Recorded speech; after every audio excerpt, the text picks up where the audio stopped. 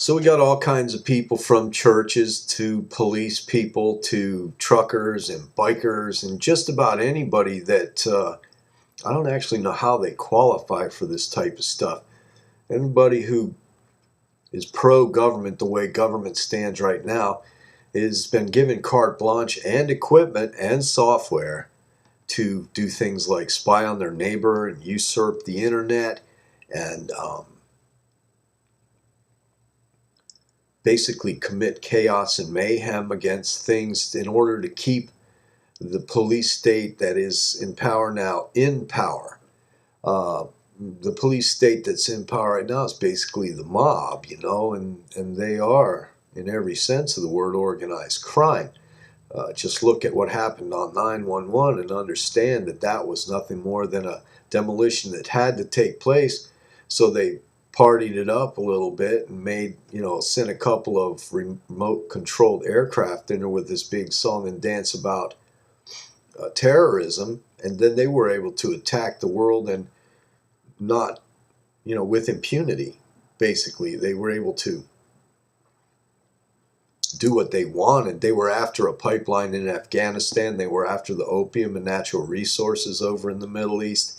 Bush, Halliburton, they all have huge interests over there in the Middle East. Whenever we go to war here, it's basically some rich guy that's gotten into power using your kids and our tax money to protect his wealth that he farmed out, because he couldn't afford American labor, or he just didn't want to pay American labor. The sooner that the American worker understands this and stands up for what's right, but I don't know if that's going to happen now, because things are definitely out of hand as far as that's concerned. The American worker is so subservient and submissive that it's just not possible, I don't think, for them to get out and actually strike. Maybe they could strike and they'd put on a show of it, but to keep people from crossing the picket lines, to shut down government, to shut down industry for a week or 10 days, and just say, hey, we're not going to let you open up until you meet our demands, and these are our demands. Get off our backs, quit taxing us to death, get your police out of our face, quit attacking our gun ownership.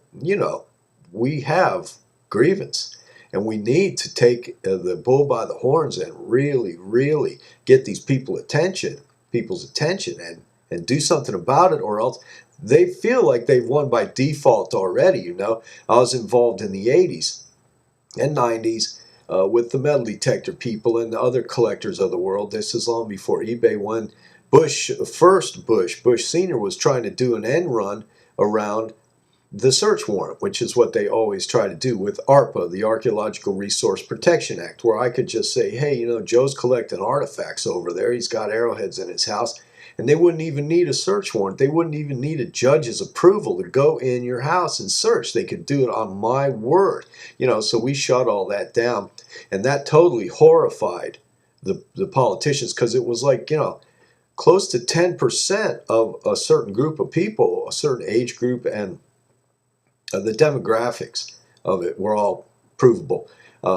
They were horrified that we actually got together over this and caused change to happen. They thought they had us so cowed and submissive with the economic strife that they had committed. And, the Kennedy thing was an ancient ritual called the killing of the king. It's a demoralization. It works perfectly. And they did it publicly, and they killed him, and he was well loved by America. And they killed him openly, and crime went up 150% within 10 years, which was a justification for the police state.